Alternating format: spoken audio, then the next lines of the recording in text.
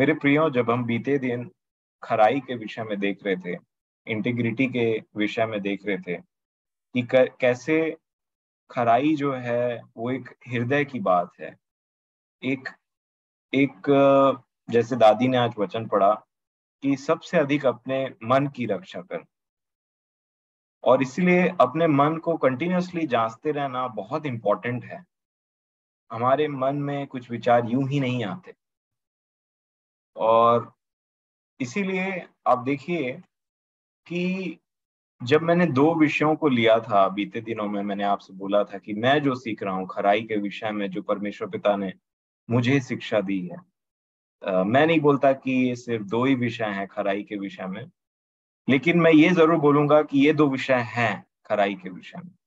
और भी विषय हो सकते हैं, परंतु एक एक करके हम उन बातों को जब देखते हैं तो आप देखिए कि हम जिस प्रकार से इस पृथ्वी में चीजों के साथ में डील करते हैं, हमारा उनके प्रति कैसा एटीट्यूड रहता है, कैसा व्यवहार रहता है, कैसी मानसिकता रहती है, ये बहुत बहुत ज्यादा कनेक्टेड है एक्चुअल में।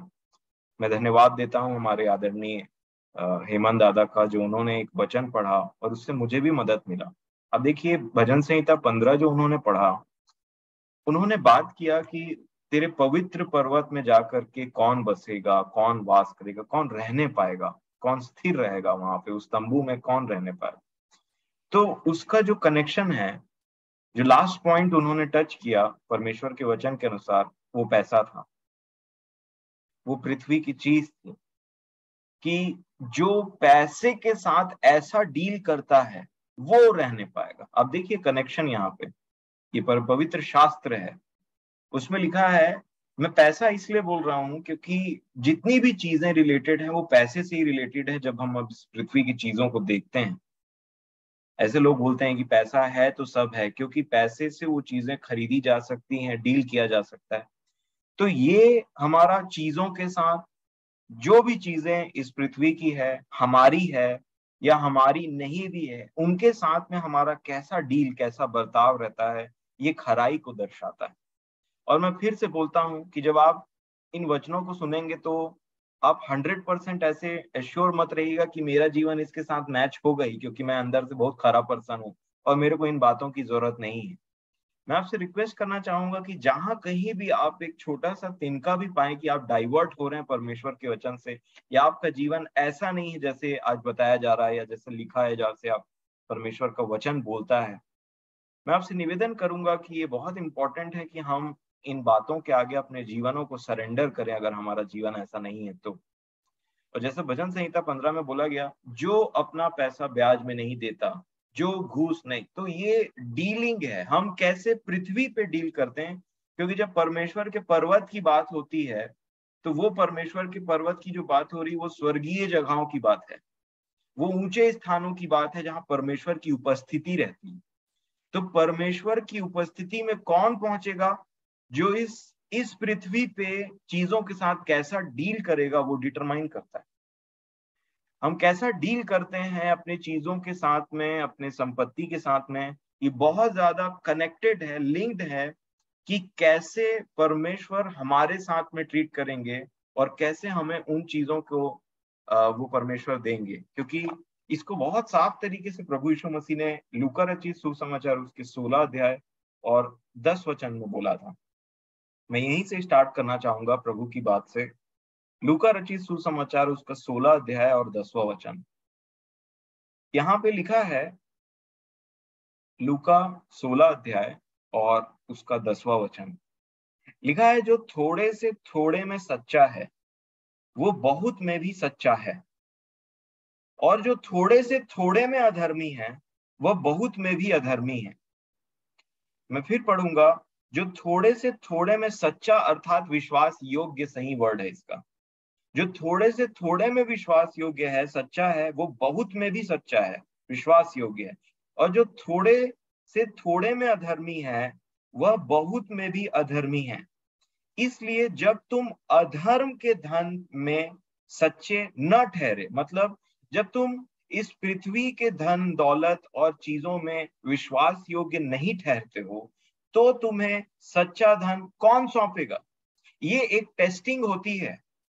और इसीलिए कई बार परमेश्वर का जो खरी आशीषें हैं, जो स्वर्गीय बातें हैं, वो हम तक इसलिए नहीं पहुंच पाती है क्योंकि हमारी जो डीलिंग है इस पृथ्वी की वस्तुओं से, इस पृथ्वी के धन से, वो विश्वास योग्य नहीं है, वो सही नहीं रहती है।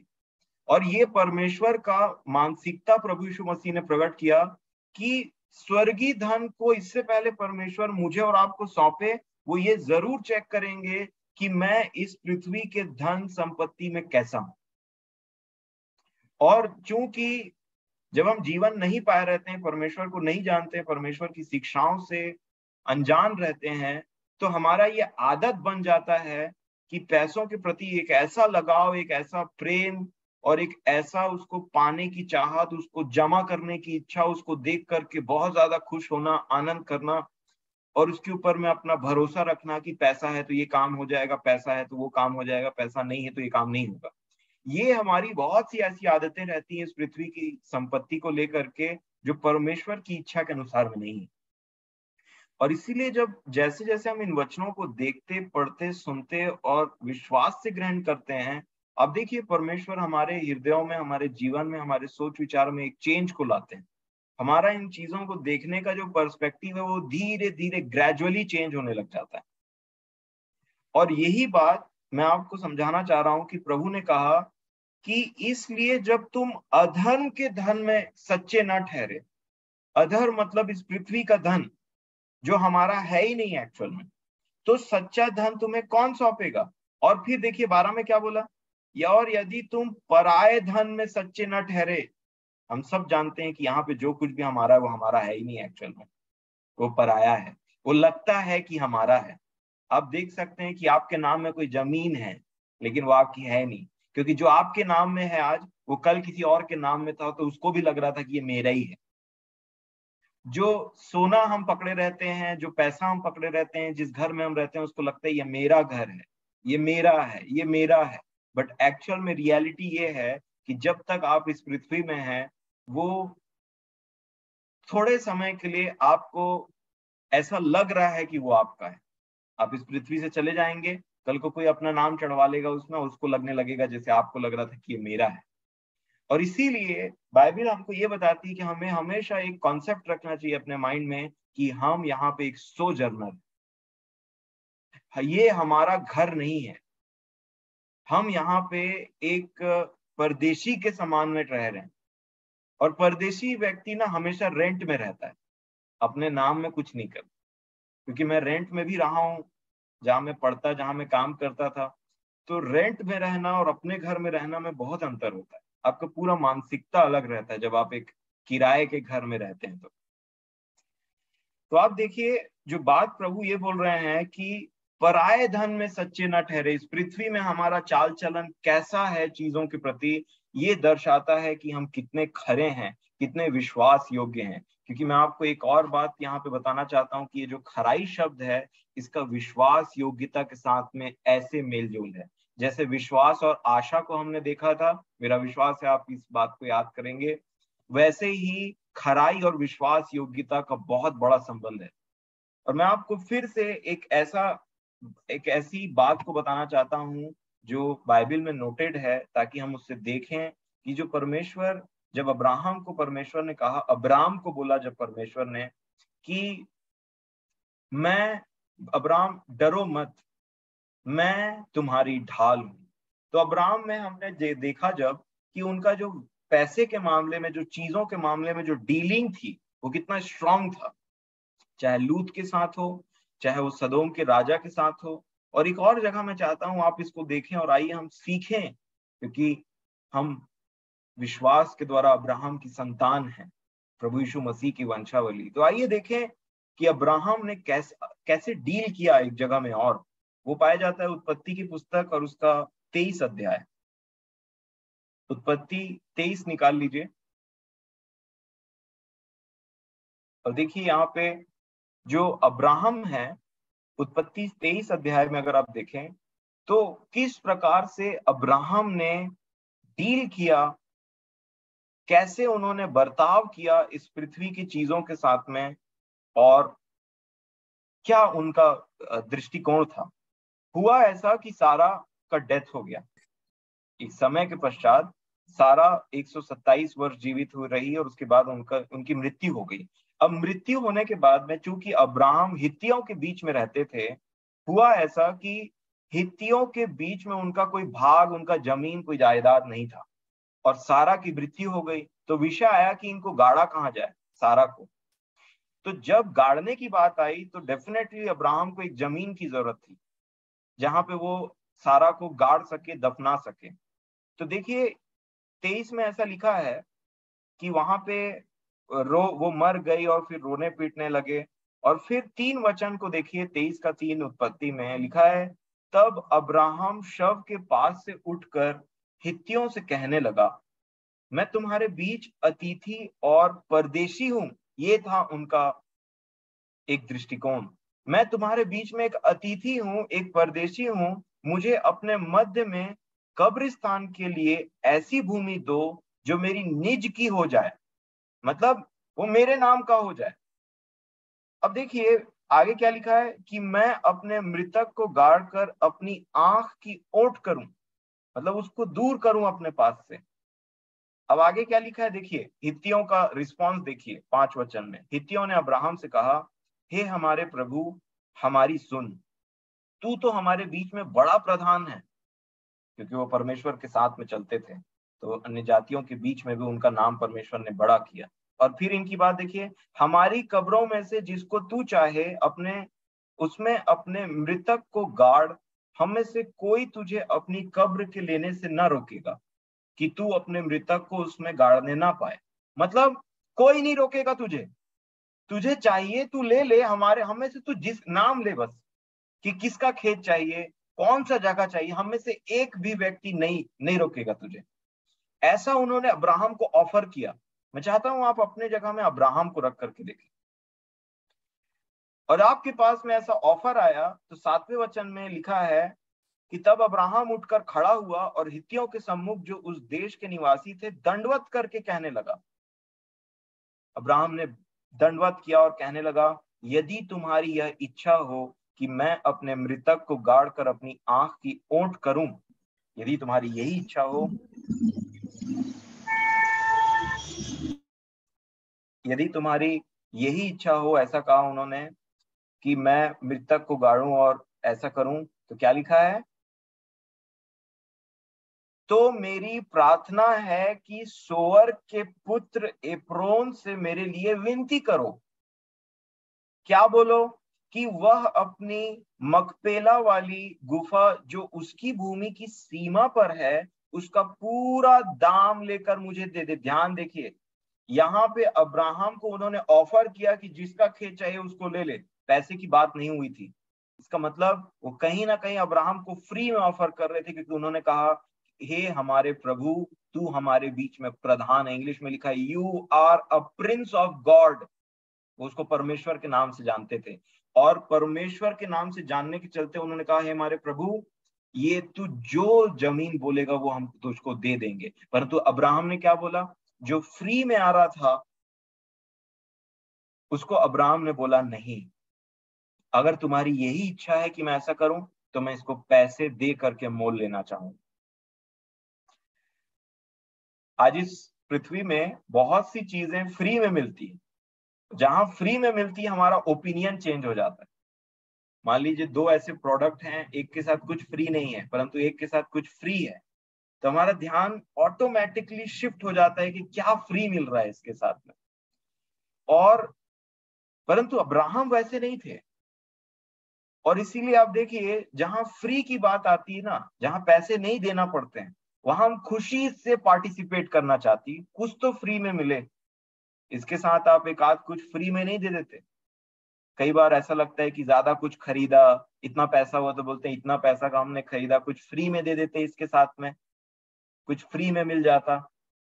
अब देखिए ये आदम का स्वभाव है, ये मनुष्य, ये मिट्टी का स्वभाव है। परंतु जो परमेश्वर के साथ चलते हैं उनको पता है कि एक एक चीज वैल्यू करती है, क्योंकि सिर्फ यहाँ पे मैं नहीं खड़ा हूं, मेरा परमेश्वर भी मेरे साथ साथ में है। पौलुस ने कहा, प्रेरित पौलुस ने, कि प्रेम को छोड़ करके और किसी बात में एक दूसरे की कर्जदार मत होना। और आप देखिए मेरे प्रियो, मैं आपको यही बताना चाह रहा हूं कि हमारा छोटे से छोटे चीजों के प्रति कोई हमको कुछ फ्री में ऑफर कर रहा है, या हमको पता है कि इसका पैसा तो ये हमसे नहीं लेगा। कई बार ऐसे होता है ना कि आपके कुछ अच्छे मित्र या अच्छे दोस्त का दुकान रहता है, हमको पता रहता है कि ये मेरे साथ में बचपन से पढ़ा है, उसके पास चले जाना, मेरा नाम ले देना, बस वही काफी है, बाकी वो पैसा का बात नहीं करेगा तुमसे। मैं आपको बताना चाहता हूँ ये आदतें अच्छी नहीं है, ये खरे पर्सन की निशानी नहीं है। अब्राहम को ये लोग प्रभु जानकर उसका आदर करके उससे बोल रहे थे कि जो भी पृथ्वी, जो भी जगह तुझे चाहिए अपने मृतक को गाड़ने के लिए, वो उससे तू हमसे ले ले, हम तुझे उससे नहीं रोकेंगे। परंतु अब्राहम ने क्या बोला, मैं फिर से पढ़ना चाहूंगा 9 वचन, कि वह अपनी मकपेला वाली गुफा जो उसकी भूमि की सीमा पर है, उसका पूरा दाम लेकर, पूरा दाम, फुल प्राइस ले। मैं नहीं चाहता कि कल को ऐसा होता है ना, कुछ लोग खराई से चलते हैं, पूरा प्राइस ले ले ताकि हिसाब बराबर हो जाए। आदर इज्जत अपने जगह, परंतु तुम पूरा प्राइस लेकर के जो हिसाब है, क्योंकि तुम्हारी जमीन भी है, तुमको भी उतना ही जरूरत है पैसा का जितना मेरे को जरूरत है, तुम्हारे पास भी शरीर है, तुम्हारे पास भी परिवार है, तुमको भी उस चीज की उतनी आवश्यकता है। अगर मुझे उस चीज की जरूरत है तो मैं उसका पैसा दूंगा, अगर मेरे पास पैसा नहीं है तो मैं उसको नहीं लूंगा। ये एक खराई का जीवन होता है, और ये बहुत इंपॉर्टेंट है, हमारा दृष्टिकोण कैसे होता है। आगे क्या लिखा है, उसका पूरा दाम लेकर मुझे दे दे कि वह तुम्हारे बीच कब्रिस्तान के लिए मेरी निज भूमि हो जाए। मुझे अच्छे से याद है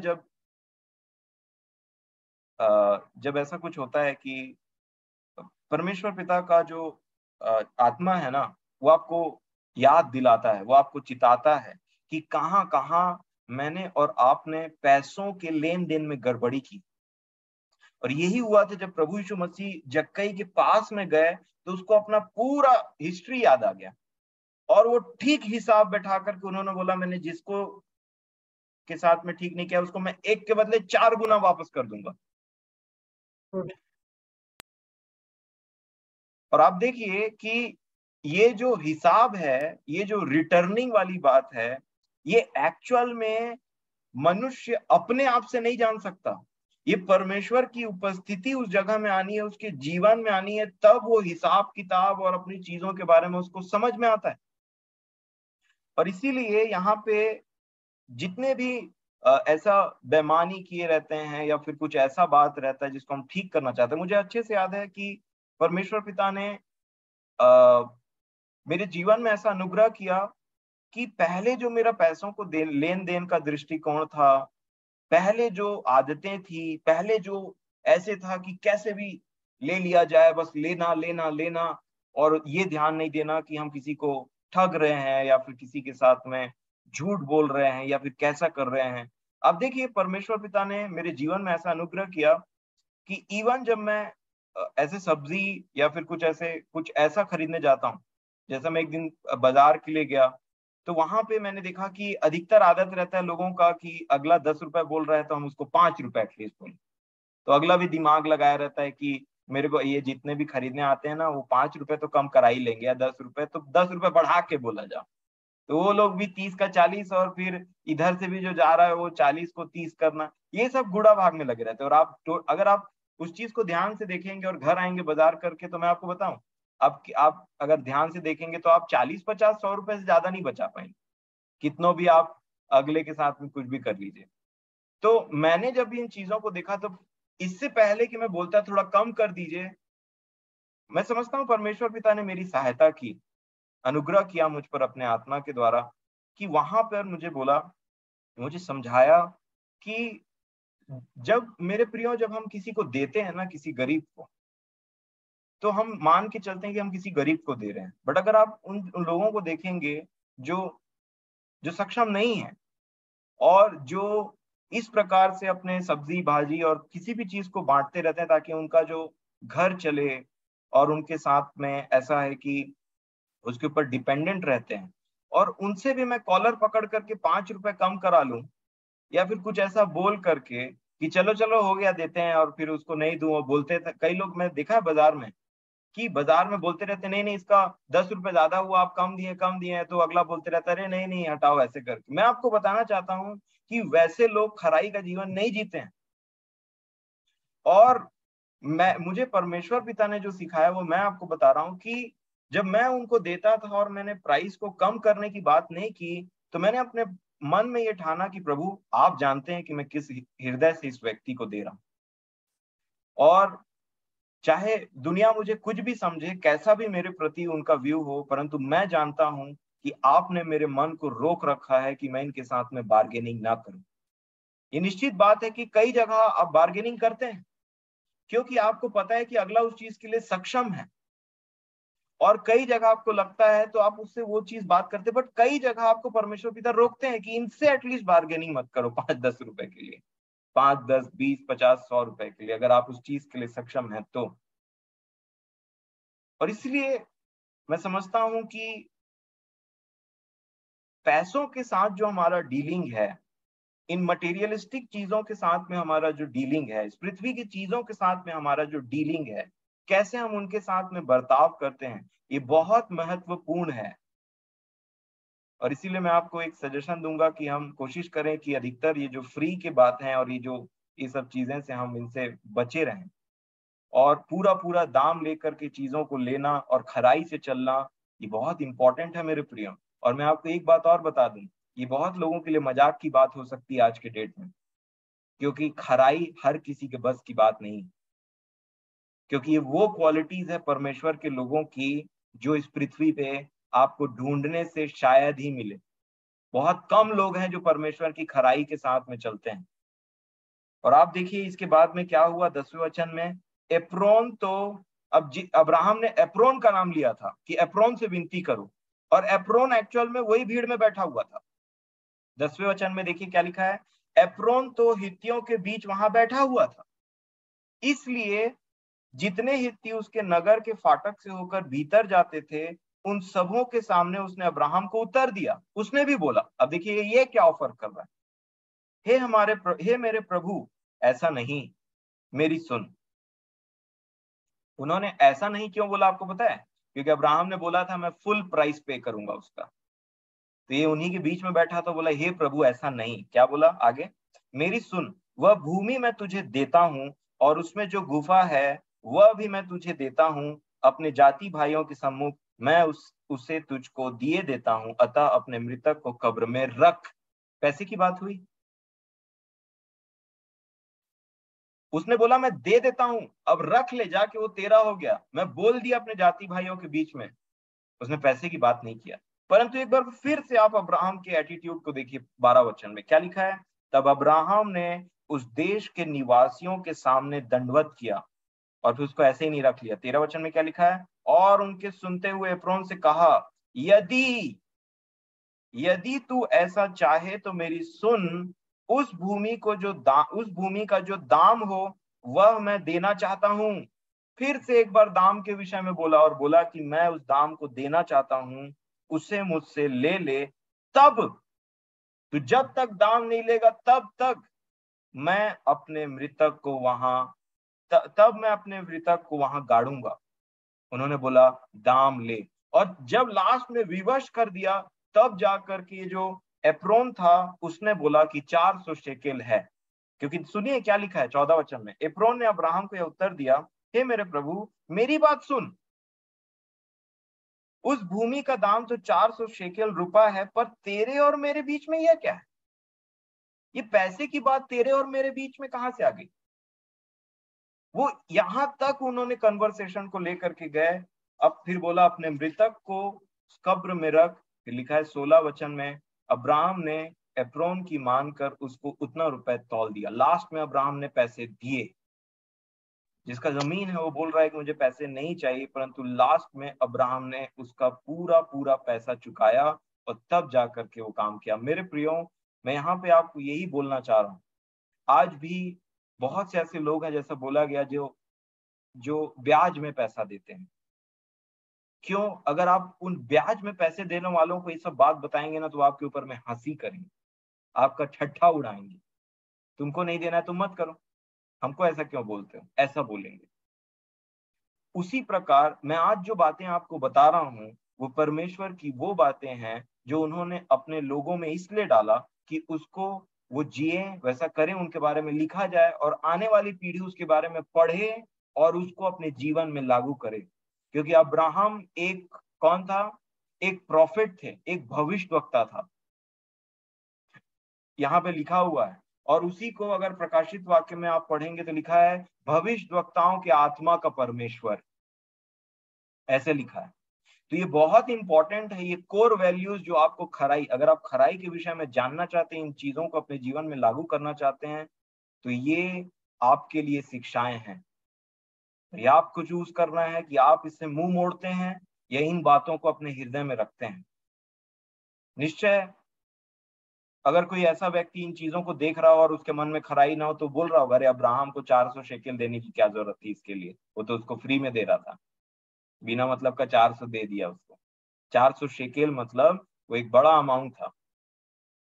और आप देखिए, परंतु अब्राहम ने एक ऐसी खराई दिखाई जो पैसों के साथ। मैं आपको यही शिक्षा परमेश्वर के वचन से देना चाहता हूं कि कैसे हम डील करते हैं। परमेश्वर से पूछिए, जानिए और उसको मांगिए कि प्रभु मेरे जीवन में आप खराई दें, ताकि इन चीजों से जैसे मैं डील करता हूं या करती हूं, जो मेरा आदत है, उनके प्रति मैं खरा बनूं, मेरे मन में दया हो और मैं खराई से चलूं इन चीजों के प्रति। कृपया अपना माइक बंद कर लें, डिस्टरबेंस होता है काफी।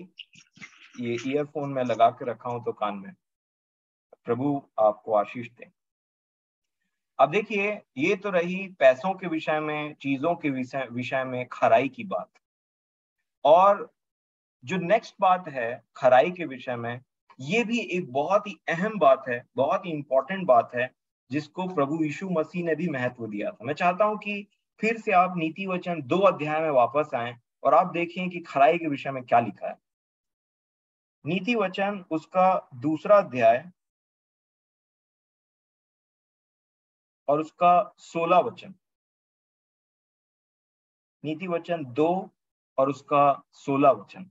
ये एक और टॉपिक है खराई के विषय में। मैं चाहता हूं कि हम इसमें बड़ी गंभीरता और ध्यान से इस पर ध्यान दें कि परमेश्वर का वचन क्या कहता है। लिखा है नीति वचन 2 के 16 में, तब तू पराई स्त्री से भी बचेगा जो चिकनी चुपड़ी बातें बोलती है और अपनी जवानी के साथी को छोड़ देती और अपने परमेश्वर की वाचा को भूल जाती है। तू उससे बचेगा, ऐसी स्त्री से। और आगे क्या लिखा है, उसका घर मृत्यु की ढलान पर है और उसकी डगरें मरे हुओं के बीच पहुंचाती हैं। 19 में लिखा है, जो उसके पास जाते हैं उनमें से कोई भी लौट कर नहीं आता और न वे जीवन का मार्ग पाते हैं। और इन सब को बोलने के बाद में देखिए कंक्लूजन 20 वचन में और 21 में क्या लिखा है, तू भले मनुष्यों के मार्ग में चल और धर्मियों के पथ को पकड़े रह। और फिर क्या लिखा, क्योंकि धर्मी लोग देश में बसे रहेंगे। और फिर और खरे लोग ही उसमें बने रहेंगे। जिस विषय को भजन संहिता 15 को हम देख रहे थे, कौन बसा रहेगा, कौन बना रहेगा, उसमें लिखा है धर्मी लोग बसे रहेंगे और खरे लोग ही उसमें बने रहेंगे। मतलब अगर आप इस खराई से चलते हैं तो आपके पैर परमेश्वर के साथ में मजबूत बने रहेंगे। और यही बात परमेश्वर ने बोला, मैं तेरी शील्ड हूं अब्राहम। और जो खराई से चलता है, परमेश्वर उनके पथों की रखवाली करते हैं, उनके मार्ग की रखवाली करते हैं परमेश्वर। और आपको अनजाने पापों से भी बचा के रखेंगे। ये आपके लिए एक नया बात हो सकता है, परंतु इसको याद रखिए, अनजाने, हम बोलते हैं ना जाने अनजाने में, जाने तो मैं जाने की बात नहीं कर रहा हूं, जाने वाले पाप में मैं बात कर रहा हूं उन पापों के जो अनजाने में भी हमसे ना हो। परमेश्वर हमको वैसे पापों से भी बचा के रख सकता है, लेकिन कब? जब हम अपने मन की खराई में चलते हैं तब। और आप देखिए, ये जो पराई स्त्री वाली बात है, इसके विषय में भी खरा होना एक बहुत ही इंपॉर्टेंट विषय है। वो व्यक्ति खरा नहीं हो सकता जिसका दृष्टिकोण, जिसकी बातें और जिसका देखने का नजरिया पराई स्त्री और स्त्रियों के लिए पराया पुरुष यहाँ लागू होगा।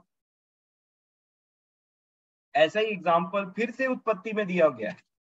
अगर आप उत्पत्ति की पुस्तक को वापस से खोलेंगे और उसके 20 अध्याय में देखेंगे तो एक व्यक्ति था जिसको परमेश्वर ने अनजाने में होने वाले पाप से बचाया।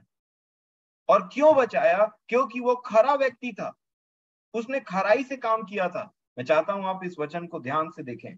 उत्पत्ति 20 अध्याय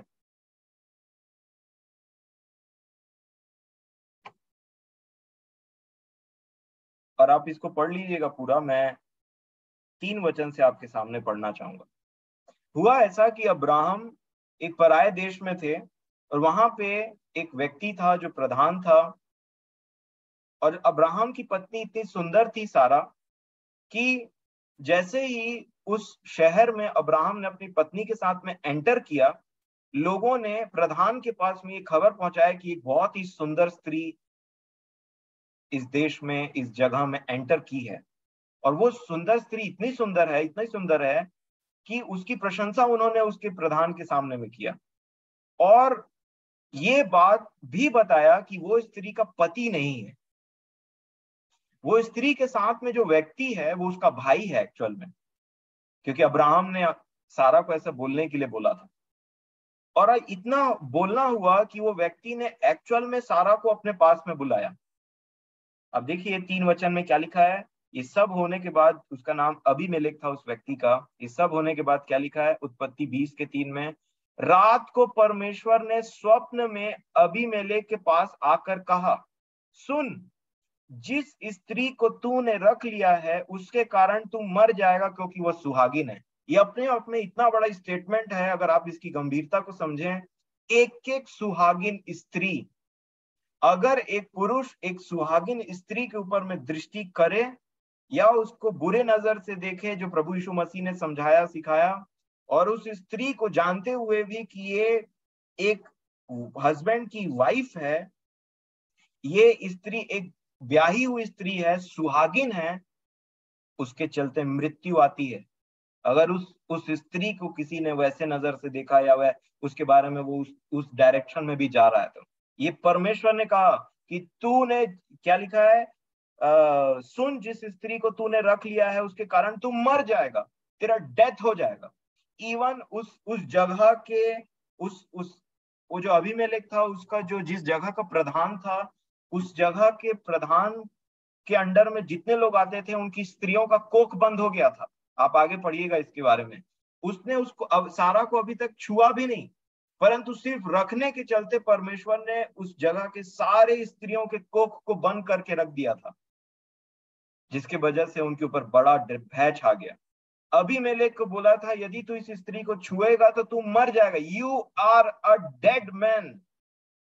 ये बहुत गंभीर बात है मेरे प्रियो, याद रखिएगा।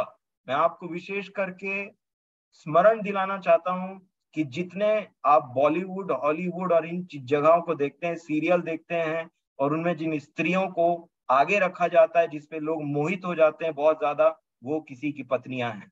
याद रखिएगा मेरी बातों। और ये एक बहुत ही खराई की बात है, जिसकी वजह से परमेश्वर हमें से बहुत सारे लोगों को और अपने लोगों को ऐसे सीरियल्स, ऐसे टेलीविजन, ऐसे मूवीज को देखने से रोक के रखते हैं। क्यों? क्योंकि यहाँ पे मैं फिर से पढ़ दूं इस वचन को, लिखा है, रात को परमेश्वर ने स्वप्न में अबीमेलेक के पास आकर कहा, सुन, जिस स्त्री को तूने रख लिया है उसके कारण तू मर जाएगा, क्योंकि वह सुहागिन है। अब इसने तो अनजाने में रखा था, क्योंकि इस व्यक्ति को पता नहीं था कि ये सुहागिन है। और ये व्यक्ति जो जो एक अन्य जाति से है, उसके विषय में क्या लिखा है 4 वचन में, परंतु देखिए अब अनजाने अपराध से परमेश्वर कैसे बचाते हैं। परंतु अबीमेलेक उसके पास न गया था, इसलिए उसने कहा, हे प्रभु, क्या तू निर्दोष जाति का भी घात करेगा? मैं तो निर्दोष हूं। क्यों? लिखा है, देखिए क्या लिखा है, क्या उसी ने स्वयं मुझसे नहीं कहा? क्या अब्राहम ने मुझसे नहीं कहा था कि वह मेरी बहन है? और उस स्त्री ने भी आप कहा, वह मेरा भाई है। उन दोनों ने अपने विषय में कहा था ये मेरी बहन है, उसने कहा था ये मेरा भाई है। और क्या लिखा है आगे, ये है इंपॉर्टेंट बात, मैंने तो अपनी मन की खराई किसके साथ में? मैंने तो अपने मन की खराई, इंटेग्रिटी में, मन की खराई और अपने व्यवहार की सच्चाई से काम किया। अब परमेश्वर का रिप्लाई देखिए, परमेश्वर ने उससे स्वप्न में कहा, हाँ, मैं भी जानता हूं कि अपने मन की खराई से तूने यह काम किया, और मैंने तुझे रोक भी रखा कि तू मेरे विरुद्ध पाप ना करे। तो क्या चीज उस व्यक्ति के अंदर में था जिसको परमेश्वर ने उसे अपने विरुद्ध पाप करने से रोक रखा? वो तो जानता भी नहीं था। ये होता है अनजाने पापों से परमेश्वर हमको कैसे बचाते हैं। अबीमेलेक को पता भी नहीं था कि वो अब्राहम की पत्नी है, क्योंकि दोनों ने उसको ऐसी बोला था। परंतु परमेश्वर ने देखा कि ये व्यक्ति खरा है, इसके मन में खराई, इसलिए उसके लिए परमेश्वर ने गवाही दी, हाँ, मैं जानता हूं कि तूने ये काम अपने मन की खराई से किया है। तो वो चीज खराई थी जिसने उस अबीमेलेक को परमेश्वर के विरुद्ध पाप करने से अनजाने में भी रोक रखा। और मैं फिर से पढ़ना चाहूंगा क्या लिखा है। परमेश्वर ने उसे स्वप्न में कहा, 6वां वचन, 20 अध्याय उत्पत्ति, हाँ, मैं भी जानता हूं कि अपने मन की खराई से तूने यह काम किया है, और मैंने तुझे रोक भी रखा कि तू मेरे विरुद्ध पाप ना करे। इसी कारण मैंने तुझको उसे छूने नहीं दिया। जो रीजन था जिसने रोक रखा अबीमेलेक को उस स्त्री को छूने से, उस पाप को करने से अनजाने में परमेश्वर के विरुद्ध, वो थी उसके मन की खराई। उसने पहले पता करवाया था कि ये कहीं किसी की पत्नी तो नहीं।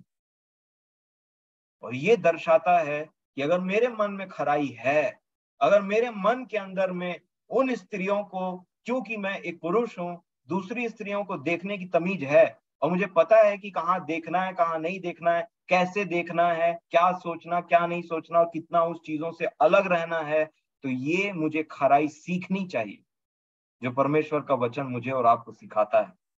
अगर आप परमेश्वर के साथ साथ चलेंगे, परमेश्वर आपको ये शिक्षाएं देंगे। क्योंकि ऐसे लोग होते हैं, क्योंकि हम सब में ये बातें रहती हैं, हमको देखने की तमीज भी नहीं रहती। जहां नहीं देखना रहता वहां देखते हैं, हमारे अंदर में कोई कंट्रोल नहीं रहता। क्यों? क्योंकि बाइबल हमें ये बात बताती है कि व्यभिचार और ये जो शरीर की बातें हैं वो इतनी पावरफुल है कि आप उसको रेजिस्ट नहीं कर सकते। आपको उनका सामना नहीं करना है। ऐसे ऐसे समय में लिखा है, भाग वहां से। अपनी जवानी की अभिलाषाओं से भागा जाता है, उसका डट करके सामना नहीं किया जाता। अपनी आंखों को तिरछी इधर उधर किया जाता है, उस जगह से भाग जाया जाता है जहां पे आपको लगता है कि ये स्थान में गड़बड़ है, या फिर मैं यहाँ पे डगमगा सकता हूँ। वहां से भागिए, अपने उन विचारों से भागिए, और उसका सामना मत करिए। लिखा है, परमेश्वर के अधीन हो जाओ, शैतान का सामना करो तो वो तुम्हारे सामने से भाग निकलेगा।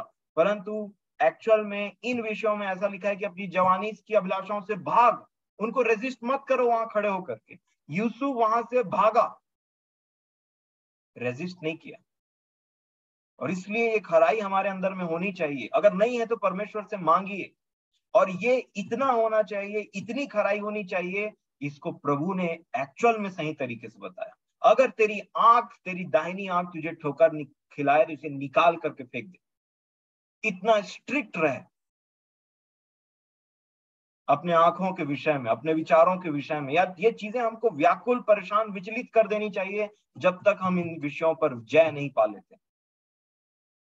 और मेरे प्रियो, मैं आपको बताना चाहता हूँ, ये खराई के विषय हैं। क्योंकि आप कहाँ देखते हैं, कैसा देखते हैं, क्या सोचते हैं, क्या मन में विचार करते हैं, ये कोई नहीं जान सकता जब तक आप उस चीजों को खुद नहीं बता लें।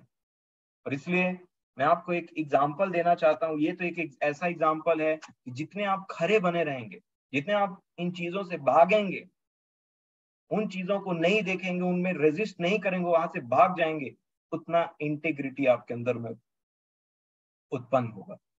गिड़गिड़ाइए परमेश्वर से, मांगिए, मैं ऐसा नहीं देखना चाहता, नहीं करना चाहता, वो आपके लिए रास्ता निकालेंगे। लिखा है, परमेश्वर खुद स्वयं उस व्यक्ति के सपने में आकर के उसको बचा लिए। ये आज भी संभव है। एक बहुत ही पुराना एग्जाम्पल है जो हम देखते हैं, वो है राजा दाऊद, जिन्होंने अपनी खिड़की से बैतशेबा को देखा। पर मैं आपको एक ऐसा विषय बताना चाहता हूं इसमें, जो प्रभु ने मेरी सहायता की, मेरी आंखों को खोला, मैं देख रहा था कि किस प्रकार जो राजा दाऊद है और किस प्रकार हित्ती ऊरिया है, और उन दोनों के लाइफ को, उन कन्वर्सेशंस को, उनकी बातचीत को, उनके व्यवहारों को प्रभु ने मुझे देखने के लिए विवश किया, और मतलब मेरी सहायता की, मुझे आशीषित किया। और जब मैंने दोनों के जीवन को देखा, एक तरफ राजा दाऊद जो पाप कर चुके थे और उसके बाद उसको ढांपने की पूरी कोशिश कर रहे थे, मतलब वो खराई को तो छोड़ दिया उन्होंने उस समय के लिए, परंतु और नीचे और नीचे और नीचे जाए जा रहे थे, एक के बाद एक। और एक तरफ हित्ती ऊरिया, जिसको परमेश्वर ने दृढ़ किया था कि वो अपनी खराई में बना रहे, और इसलिए एक्चुअल में परमेश्वर ने हित्ती ऊरिया को अपने घर जाने ही नहीं दिया, अपनी बीवी के पास।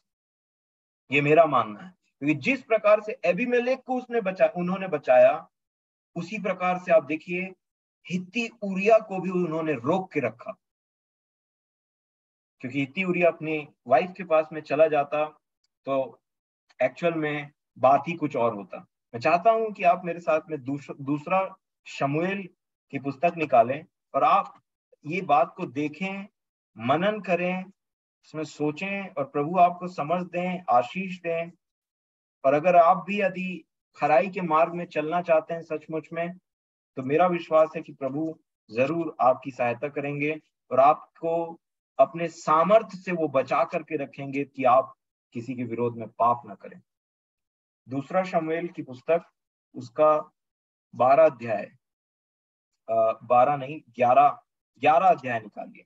अब देखिए और इसको पढ़िएगा 11 और 12 को, कि मैं जो बातें बोल रहा हूं वैसी है कि नहीं है, और आप इससे क्या समझते हैं, और अपने मनों को इन वचनों पर स्थिर करिए। प्रभु आप सभी की सहायता करें। देखिए दूसरा शमूएल उसका 11 अध्याय में 5 वचन तक आप ये पाएंगे कि एक्चुअल में राजा दाऊद ने देखा एक स्त्री को, उस पर मोहित हुए वो, और उनको ये भी बताया गया कि ये किसी पुरुष की पत्नी है, ये कोई कुंवारी नहीं है। और ये बहुत बड़ा डिफरेंस है, एक हस्बैंड की पत्नी और एक कुंवारी। और इन दोनों को हम देखेंगे। अभी मैं एक विवाहित स्त्री के बारे में बात कर रहा हूं। और आप देखिए कि जब दाऊद को पता भी चल गया, क्योंकि लिखा है कि मैं 3 वचन पढ़ना चाहूंगा, 11 का, दूसरा शमूएल 11 का 3 लिखा है, जब दाऊद ने भेजकर उस स्त्री को पूछवाया, तब किसी ने कहा, क्या यह एलियाम की बेटी, उसका पूरा एड्रेस दिया था बेतशिबा का, एलियाम की बेटी और हित्ती उरिया की पत्नी बेतशिबा नहीं। उसको पता था कि ये हित्ती उरिया जो है ना, वो एक्चुअल में उन्हीं के सेना में था, और सेना में होने के चलते दाऊद को पता था कि ये हित्ती उरिया तो मेरे सेना का है, और ये भी पता था कि इसकी पत्नी है वो। और इन सब बातों को होने के बाद उन्होंने अपनी इंटीग्रिटी, खराई को एक स्टेप डाउन किया और उसकी स्त्री को बुलवाया और उसके साथ में रात बिताया, और वो गर्भवती हुई। 5 वचन में ऐसा लिखा है। और जब वो गर्भवती हुई, तब उसने दाऊद को कहला भेजा कि मैं गर्भवती। यूजुअली अगर रिलेशन अच्छे हों तो गर्भवती होना एक आशीष की बात मानी जाती, एक खुशी की बात मानी जाती। परंतु अब जो दाऊद ने इसको आउट ऑफ इंटीग्रिटी किया था, बिना खराई की किया था, उसको वो छुपाने के लिए क्या क्या काम किया और कितना नीचे गिरते जा रहा था, मैं इस बारे में बात करना चाहता हूं। अब देखिए 5 वचन में जब पता चला कि वो गर्भवती हो गई है, तो दाऊद का काम देखिए, क्योंकि वो परमेश्वर के उपस्थिति, उनके प्रेम से अलग हो गए थे उस समय के लिए। तो क्या लिखा है 6वें वचन में, तब दाऊद ने योआब के पास कहला भेजा, हित्ती ऊरिया को मेरे पास भेज। आगे लिखा है, तब योआब ने ऊरिया को दाऊद के पास भेज दिया। मैं चाहता हूं यहाँ पे आप इन दो व्यक्ति, दाऊद और ऊरिया की खराई को देखिए कि कैसे एक व्यक्ति निचले और निचले स्थानों पे जाते जा रहा है, और कैसा ऊरिया अपनी खराई में स्थिर है, कैसा डेडिकेटेड है वो ऊरिया। लिखा है, तब 7वें वचन में देखिए, जब ऊरिया उसके पास आया, तब दाऊद ने उससे योआब और सेना का कुशल क्षेम और युद्ध का हाल पूछा, जबकि ऊरिया से पूछने कोई मतलब ही नहीं था। वो तो योआब सेनापति था, परंतु उसको अननेसेसरली ऊपर उठा रहा। क्या लिखा है फिर? तब दाऊद ने उरिया से कहा, क्या बोला देखिए, ध्यान दीजिए, छुट्टी दी, बिना मतलब की छुट्टी, उसको छुट्टी चाहिए भी नहीं, अपने घर जाकर अपने पांव धो, रिलैक्स कर, तू बहुत अच्छा काम कर रहा।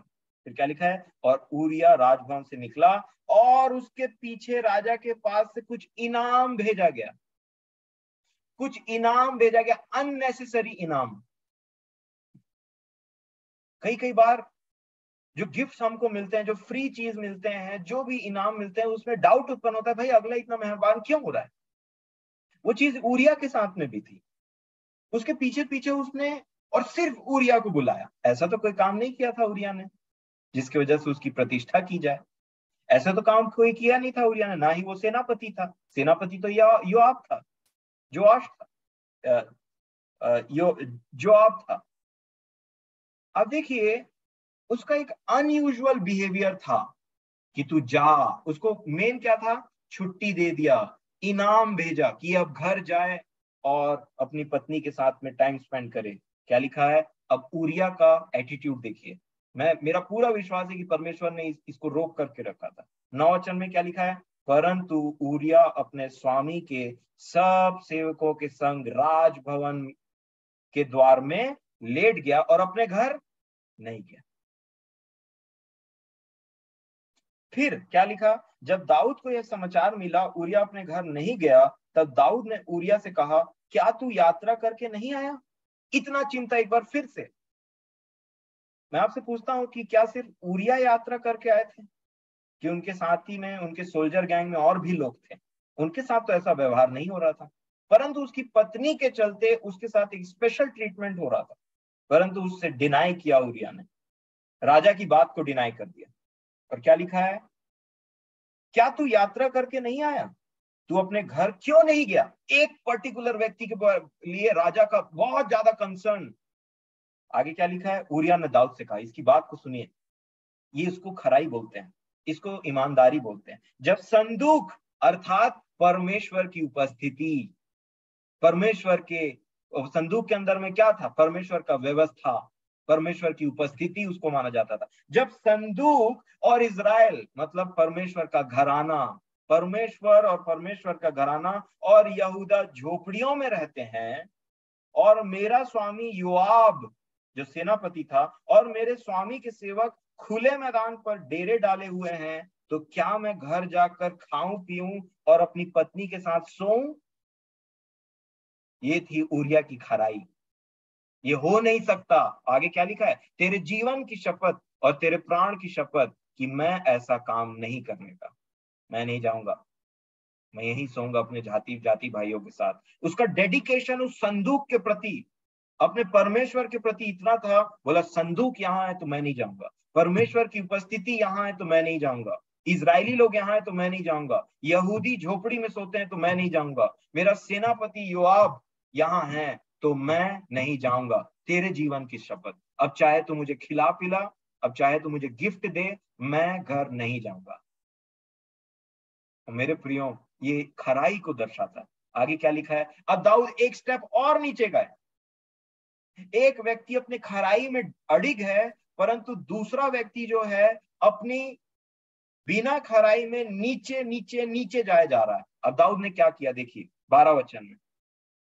दाऊद ने उरिया से कहा, आज यही रह और कल मैं तुझे विदा करूंगा, कल चले जा। अब एक और कोशिश देखिए दाऊद की। इसलिए उरिया उस दिन और दूसरे दिन भी यरूशलेम में रहा। अब 13 वचन को ध्यान से देखिए, क्या लिखा है? तब दाऊद ने उसे न्योता दिया और क्या किया? और उसने उसके सामने खाया पिया, और उसी ने अर्थात दाऊद ने जानबूझ करके क्या किया? उससे मतवाला किया, जानबूझ करके उसको पिला करके उसको मतवाला कर दिया।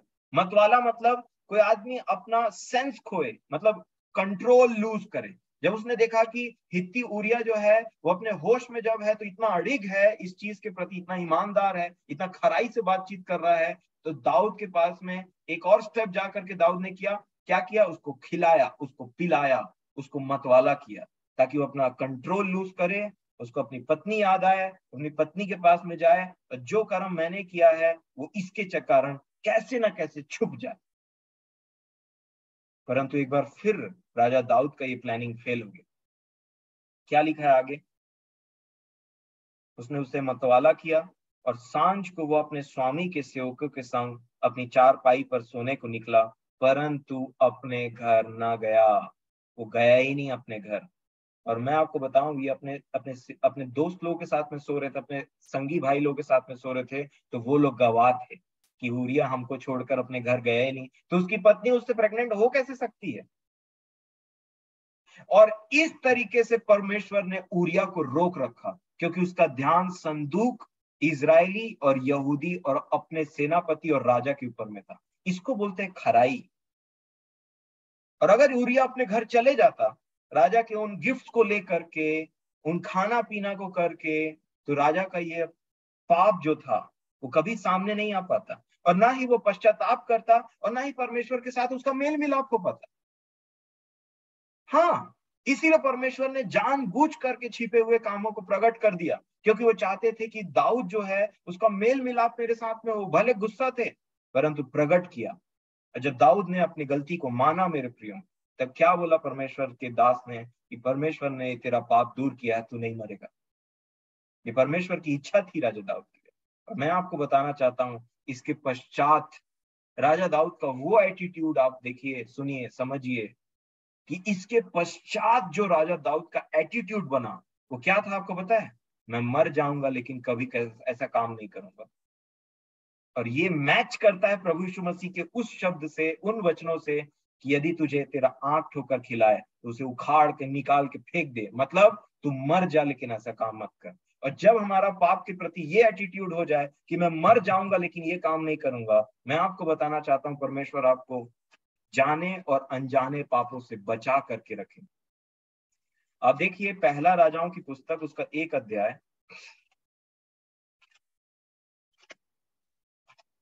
पहला राजाओं उसका 1 अध्याय और उसका 1 वचन। ऐसा समय आया जब राजा दाऊद एक ऐसे परिस्थिति में पड़ गए थे कि कोई उपाय काम नहीं आ रहा था। पहला राजाओं 1 अध्याय 1 वचन, क्या लिखा है? दाऊद राजा बूढ़ा वरन पुरनिया हो गया था, बहुत बुजुर्ग हो गए थे, और यद्यपि उसको कपड़े उड़ाए जाते थे, इंग्लिश में लिखा है कि कपड़े पे कपड़े, ब्लैंकेट पे ब्लैंकेट उड़ाए जाते थे, परंतु उनको गर्मी नहीं पहुंच रही। मैं आपको इसको फिर से पढ़ना चाहूंगा। दाऊद राजा बूढ़ा वरन बहुत पुरनिया हो गया था, और यद्यपि उसको कपड़े उड़ाए जाते थे तो भी वह गर्म न होता था। इसलिए उसके कर्मचारियों ने उससे कहा, हमारे प्रभु राजा के लिए कोई जवान कुंवारी ढूंढी जाए, जो राजा के सम्मुख रहकर उसकी सेवा किया करे और तेरे पास लेटा करे, कि हमारे प्रभु राजा को गर्मी पहुंचे। अब जो मंत्री होते हैं ना राजा के आसपास, वो राजा के हित को छोड़ करके और किसी चीज के बारे में नहीं सोचते। उनको बस ये रहता है कि राजा को किसी बात की तकलीफ नहीं होना चाहिए। और इसलिए उन्होंने एक फेयर सजेशन दिया, अपने हिसाब से, अपनी बुद्धि के अनुसार से। परंतु राजा दाऊद उस बुढ़ापे तक एक ऐसे इवेंट को पार करके पहुंचे थे जहां उन्होंने देखा था कि मैं कैसे अपनी खराई को छोड़ करके गया था, और फिर लास्ट में मुझसे ऐसा काम हो जिससे परमेश्वर मुझसे अति खेदित हो गया था। Lord was डिस्प्लीज by the act of this David. वो राजा दाऊद के इस कार्य से परमेश्वर को बहुत ज्यादा अप्रसन्नता हुई थी मेरे प्रिय। और तब क्या लिखा है? जब उनका शरीर गर्म नहीं हो रहा था, मतलब अब मैंने ये चीज को फील किया है। जब मैं ऊटी गया हुआ था, तो एक ऐसा समय आया कि मुझे इतना जोर से ठंडा लगा कि मेरा हाथ पैर पूरा ठंडा हो गया था, और रूम में इवन पंखा तक नहीं रहता ऊटी के होटल्स में। और इतना ठंड था, इतना ठंड था कि मेरा शरीर ऐसा लग रहा था कि अब मैं, मतलब कुछ ना कुछ तो हो जाएगा। और मेरे शरीर में, मैं आपको बता रहा हूँ, मैं ब्लैंकेट ओढ़ा हुआ था, और मेरे पैर में इवन मैं अपना लेदर जैकेट को अपने पैर में बांधा था, सॉक्स पहना हुआ था। और इवन मेरा दोस्त जो है वो मेरे पैर के तलवे को जोर से ऐसे करके रगड़ भी रहा था। मैंने गर्म पानी में अपना पैर रखा था, पर मैं ठंडा ही नहीं हो पा रहा था, ये गर्म ही नहीं हो पा रहा था। और मतलब एक्चुअल में ये चीज मैंने फील किया है कि आप डेथ के इतना करीब रहते हो, मतलब आपको लगता है कि आप कुछ हो जाएगा करके। और तब दवाई मेरे लिए इतना जरूरी हो गया था कि मेरे को उसको खाना ही खाना था। उसी प्रकार राजा दाऊद भी, मैं उस चीज को महसूस करता हूँ जब इन वचनों को मैं पढ़ रहा था कि इतना ठंड लग रहा था कि उसको ब्लैंकेट के ब्लैंकेट उड़ाए जा रहे थे। कई बार ऐसा होता है ना, मलेरिया का शायद बुखार ऐसे होता है जिसमें बहुत ठंड लगता है और उसमें फिर अ, गर्मी नहीं पहुंच पाती, चाहे आप कितनों ब्लैंकेट उड़ा लीजिए। उसी प्रकार पैरासीटामोल तो था नहीं उतना टाइम कि बुखार को ठीक कर दे या फिर उसके बॉडी टेम्परेचर को डाउन कर दे। परंतु राजा दाऊद को इतना ठंड और इतना ठंड लग रहा था कि ब्लैंकेट ब्लैंकेट कपड़े उड़ाए जा रहे थे। अब राजा है भाई, पूरा उनको तोप दिया होगा, फिर भी वो गर्म नहीं हो पा रहे हैं। मतलब अब बूढ़ा व्यक्ति, कुछ भी हो सकता है, मतलब वो मृत्यु यहाँ पे है, राजा दाऊद यहाँ पे है, और एक ऑप्शन निकल करके आ रहा है, ये सुंदर स्त्री लाई जाए जो आपके पास में रहे और आपको उससे गर्मी पहुंचे, राजा को उससे गर्मी पहुंचे। फिर क्या लिखा है? तब 3 वचन में, तब उन्होंने समस्त इजरायली देश में सुंदर कुमारी ढूंढते ढूंढते अभिषग नामक एक शुनेम वासी कन्या को पाया और राजा के पास ले आए। वह बहुत ही सुंदर थी और वह राजा की दासी होकर उसकी सेवा करती थी, परंतु राजा ने उससे सहवास नहीं किया। राजा ने उससे वैसा बर्ताव नहीं किया। क्यों? क्योंकि अब राजा दाऊद उस खराई को समझ गए थे, चाहे मैं मर भी जाऊं, इस कुंवारी को तो मैं छूने से रहा। एक बार मैंने जो गलती कर ली और उससे जो मैंने सीखा वो क्या था? वो थी खराई, वो थी इंटेग्रिटी। मर जाओ लेकिन परमेश्वर के विरुद्ध पाप नहीं करना। मर जाओ लेकिन ऐसा काम नहीं करना जिससे परमेश्वर अप्रसन्न हो। मर जाओ लेकिन जो अपोजिट सेक्स है, जो मेल है आप तो अगर फीमेल है, फीमेल आप है तो मेल है, उनके प्रति कोई गलत भावना, चाहे मैं मर भी जाऊं तो भी ऐसा काम नहीं करूंगा। ये होती खराई, ये होती परमेश्वर का के लोगों का एक क्वालिटी। और यही खराई के विषय में बात कर रहा था। मैं आशा करता हूं कि आज के वचन से आपने काफी चीजों को सीखा। काफी चीज बोलने से उस खराई को जो परमेश्वर आप में और मुझ में देखना चाहते हैं।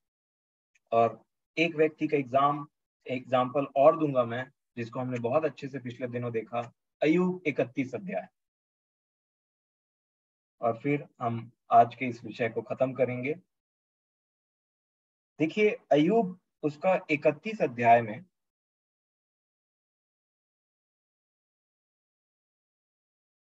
अय्यूब 31 और उसका 1 से मैं आपके सामने में पढ़ूंगा।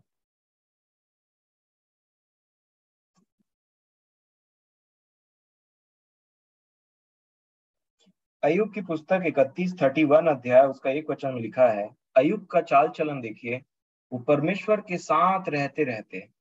बताया जाता है कि अय्यूब की जो पुस्तक है, जो बातें हैं, वो इवन व्यवस्था से पहले दी गई।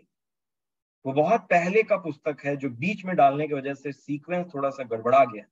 लेकिन जो अय्यूब की पुस्तक है वो इवन परमेश्वर की व्यवस्था दी गई थी उससे पहले की बात। इवन यीशु मसीह ने बोला, यदि तेरी दाहिनी आंख तुझे ठोकर खिलाए तो उसे निकाल के फेंक दे।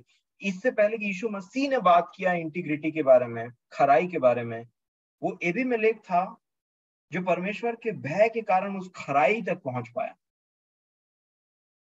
मैं आपको ये बताना चाहता हूं, अगर आप परमेश्वर के साथ चलते, ये वो लोग थे जो परमेश्वर के भय में उनके साथ चलते थे, तो परमेश्वर ने उनको बुद्धि दिया था कि तुम कैसे अपने चाल चलन को अच्छा कर सकते हो। परमेश्वर ने उनके हृदय में कुछ बुद्धि की बातों को दिया, कुछ खराई की बातों को दिया, जिसको उन व्यक्तियों ने लिया। और इवन कोई लॉ, कोई व्यवस्था नहीं होने के बावजूद भी, कोई ऐसा नियम कानून नहीं होने के बावजूद भी, उन व्यक्तियों ने अपने मन की खराई के अनुसार में व्यवहार किया। और आप देखिए यहाँ पे ये व्यक्ति है अय्यूब, ये बोलते हैं 31 के 1 वचन में, मैंने अपनी आंखों के साथ वाचा बांधी है, फिर मैं किसी कुंवारी पर कैसे आंखें लगाऊं। आगे लिखा है, क्योंकि परमेश्वर स्वर्ग से कौन सा भाग और सर्वशक्तिमान ऊपर से कौन सी संपत्ति बांटता है? क्या वह कुटिल मनुष्यों के लिए विपत्ति और अनर्थ काम करने वालों के लिए सत्यानाश का कारण नहीं है? तो लिखा है, क्या वह मेरी गति नहीं देखता और क्या वह मेरे पग पग को नहीं गिनता? एक एक स्टेप जो मैं लेता हूं क्या उसको नहीं देखता?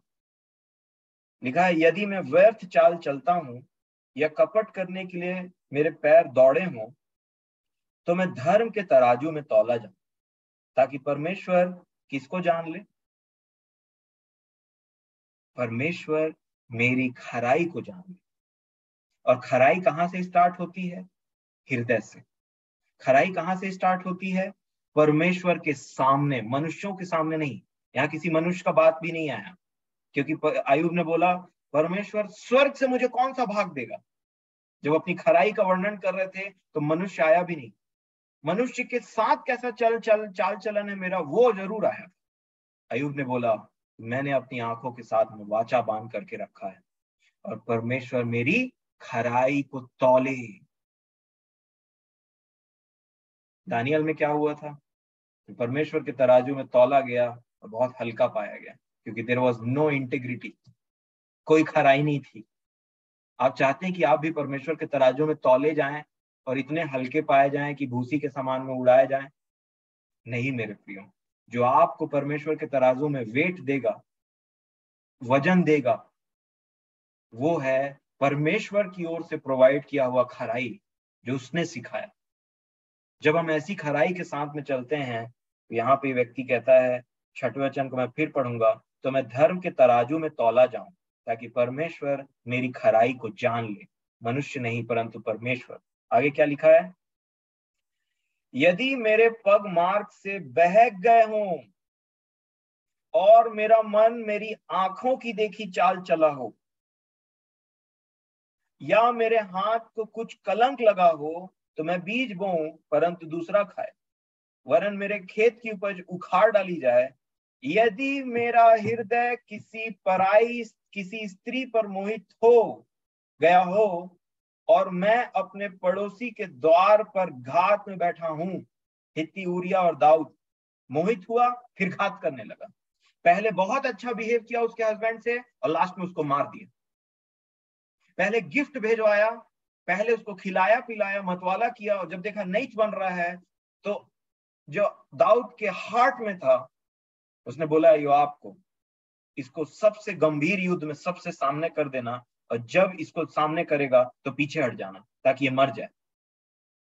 पहले बहुत अच्छा व्यवहार किया, परंतु नहीं हुआ जब चीज, तो लास्ट में उसको मार डाला, खत्म कर डाला। यहाँ पे वो बोलते हैं, देखिए आंख से पहले हृदय मोहित होता है। यहाँ पे क्या लिखा है 9 वचन में? यदि मेरा हृदय किसी स्त्री पर मोहित हो गया हो और मैं अपने पड़ोसी के द्वार पर बैठा हूं, पड़ोसी के द्वार पर घात में बैठा हूं, तो मेरी स्त्री दूसरे के लिए पिसे और पराये पुरुष उसको भ्रष्ट करें, क्योंकि वह तो कैसा पाप होता? महापाप होता, और न्यायों से दंड पाने के योग्य अधर्म का काम होता, क्योंकि वह ऐसी आग है जो जलाकर भस्म कर देती है। मैं चाहता हूं कि आप इस चीज को ऐसा लें, एक ऐसी आग है जो जला के भस्म कर देती है। और आपको याद आता होगा ये परमेश्वर का भी दूसरा नाम, परमेश्वर भस्म कर देने वाली आग है। परंतु अगर हम खराई से ना चलें तो यही हमको भस्म कर देगा। मैं परमेश्वर पिता का धन्यवाद देता हूं इन वचनों के लिए, और विश्वास करता हूं कि आपने उसी सिंसियरिटी के साथ में सुना होगा जिस सिंसियरिटी के साथ में परमेश्वर ने आज का वचन आपके लिए रखा है। और आपको मैं एक बात और बोलना चाहता हूं कि जब आप अपने अंदर में इनमें से कोई भी ऐसी बात पाए, मन फिराइए, परमेश्वर के सामने में सारी बातों को बोलिए और उनसे विनती करिए कि अगर आपके अंदर में पैसे या चीजों को लेकर के खराई नहीं है तो खराई उत्पन्न। अगर आपके अंदर में स्त्रियों या पुरुषों को देखने की तमीज नहीं है, आपका मन फिसल जाता है, आपकी आंखें आपको धोखा दे देती है, तो प्रार्थना करिए, गेट रिड ऑफ इट। इन आदतों से मुक्ति पाइए। अगर ये संभव नहीं होता कि इन आदतों से मुक्ति पाना, तो प्रभु यीशु मसीह ने कभी ये बातें नहीं बोली होती। और अगर ये संभव है तो अपने लिए संभव कीजिए। ये एक ऐसी बीमारी है, ये जो ऐसा रोग है, मैं आपको बोलना चाहता हूं, जो आपको अंदर से सड़ा करके रख देगा। और जब तक आप इस विषय में चंगाई नहीं प्राप्त करते, नहीं आप ठीक हो जाते, मैं आपसे विनती करूंगा कि आप विनती करिए परमेश्वर से, इससे मुक्ति पाइए, अपनी आंख अपने हृदय को परमेश्वर के चरणों में सौंपिए। मेरे प्रियो, ये संभव है और परमेश्वर ने अगर अपने कुछ लोगों के पतन को दिखाया बाइबल में, तो उनके जयवंत जीवन को भी दिखाया कि कैसे वो एक समय में हारे और कैसे उन्होंने अपना जीवन परमेश्वर को सौंपा, सच्चा पश्चाताप किया, तो परमेश्वर ने उनको जयवंत किया। ये सामर्थ है पवित्र आत्मा का जो आपको इन बातों से रोके रखेगा।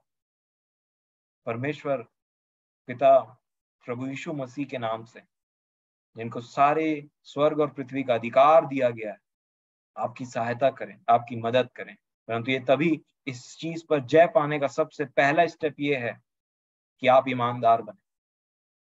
आप गलती करके और नीचे दाऊद के समान ना जाते जाएं, परंतु वापस परमेश्वर के पास आकर के बोलें कि ऐसा ऐसा हुआ, मुझे क्षमा कीजिए। अपनी कमजोरियों को रखिए। मैं अपने आप से चंगा नहीं हो सकता, नहीं हो सकती इन आदतों से। लड़िए और ठीक होइए। ये ऐसा है कि मानो आपको पता चल जाए कि आपको कैंसर हो गया है आज के डेट में, और आप चुपचाप से अपने घर में बैठे हैं, ठीक नहीं हो रहा तो मैं क्या करूं। इलाज ढूंढिए, लड़िए। परमेश्वर जरूर आपको इन बातों पर जयवंत करेंगे। प्रभु यीशु मसीह ने स्वयं कहा है कि धाड़स बांधो, मैंने संसार को जीत लिया है। इसका मतलब जैसा मैंने जीवन जिया वैसा तुम भी जीवन जी सकते हो। मैं आपको एक वचन देना चाहता हूं, एक प्रॉमिस परमेश्वर का जो अब्राहम के संतानों के लिए है। आप इससे बलवंत हो और इन वचनों को बोलें विश्वास से। आप उत्पत्ति की पुस्तक निकालेंगे तो परमेश्वर ने अब्राहम से, जब उन्होंने वाचा बांधा, तो एक बात बोला था। उत्पत्ति की पुस्तक और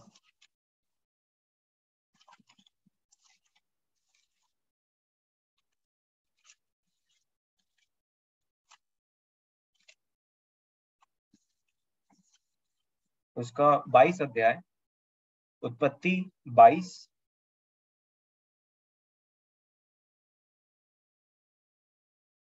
मैं पढ़ना चाहूंगा कि परमेश्वर ने क्या बोला था, ये आपके और मेरे लिए भी अगर आप विश्वास करते हैं तो। उत्पत्ति 22 अध्याय और उसका 15 वचन, देखिए क्या लिखा है। उत्पत्ति 22, उसका 15।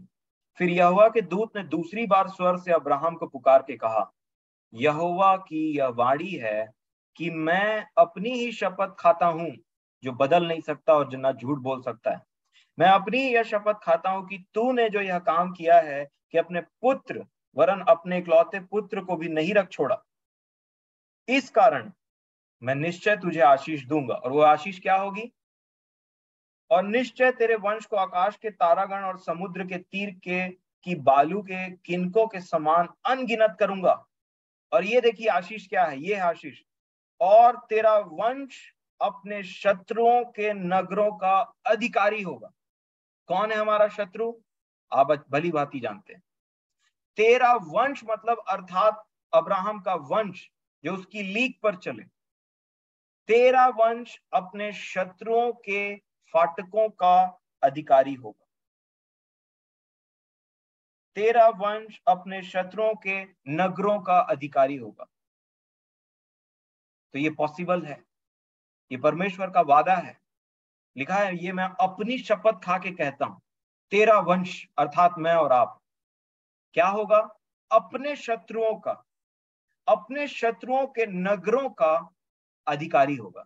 और सेम चीज को प्रभु यीशु मसीह ने पतरस को बोला था, मैं तुझ में एक ऐसी कलीसिया बनाऊंगा जिसपे अधोलोक के फाटक, इंग्लिश में आप पढ़ेंगे तो ये नगर जो है वो एक्चुअल में गेट लिखा है, जिसमें अधोलोक के फाटक कभी प्रबल ना होने पाएंगे। ये प्रॉमिस है।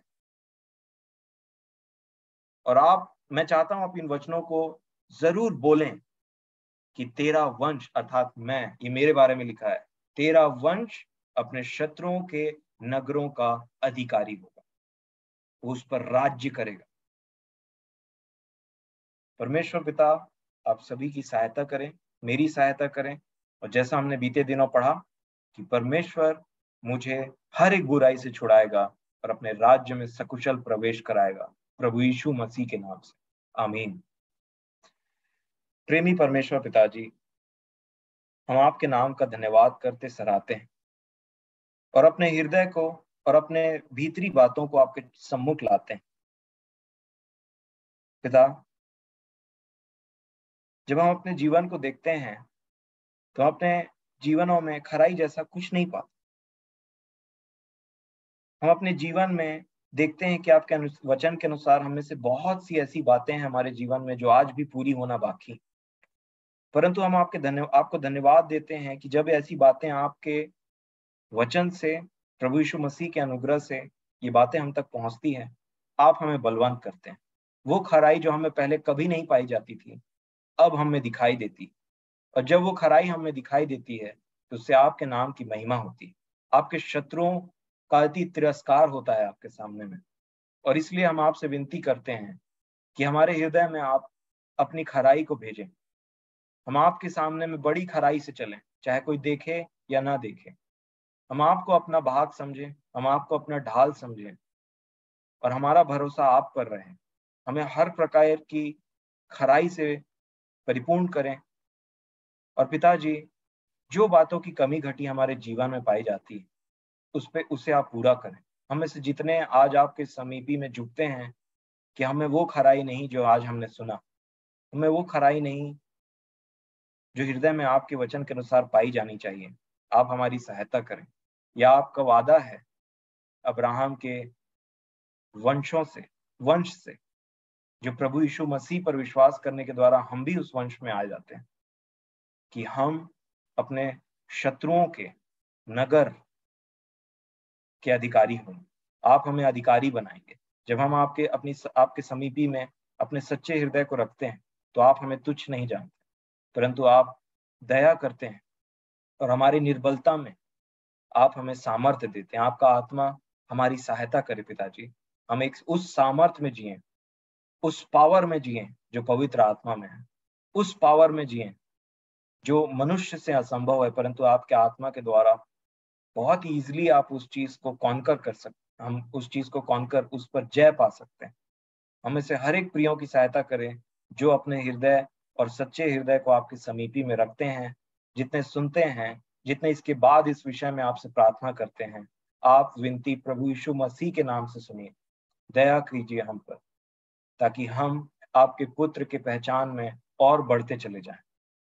पिताजी, ये ऐसी बातें हैं जो हमसे कई समय तक छिपी रही, या हमने बहुत समय तक इन पर जय नहीं पाया, परंतु हम आपसे विनती करते हैं कि आप हमें जय दें इन विषयों पर, ताकि हम एक सच्ची गवाही को लेकर के आपके सामने में आ सकें। एक ऐसा जीवन जिए जो भले मनुष्य उस बारे में ना जाने, परंतु हम आपके सामने में हमें कॉन्फिडेंस हो जब हम आपको पुकारें। हमारा विवेक शुद्ध हो, साफ हो, और एक अच्छे विवेक के साथ में, एक दृढ़ विश्वास के साथ में हम आपकी सेवकाई कर सकें। विनती बड़े विश्वास के साथ और बड़ी आशा के साथ अपने प्रभु यीशु मसीह के नाम से मांगते हैं। दया से सुने और ग्रहण कर लें। आमीन।